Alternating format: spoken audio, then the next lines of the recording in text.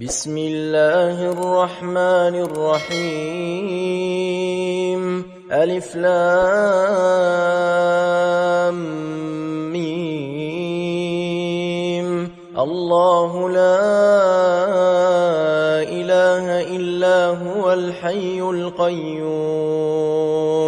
نزل عليك الكتاب بالحق مصدقا لما بين يديه وأنزل التوراة والإنجيل من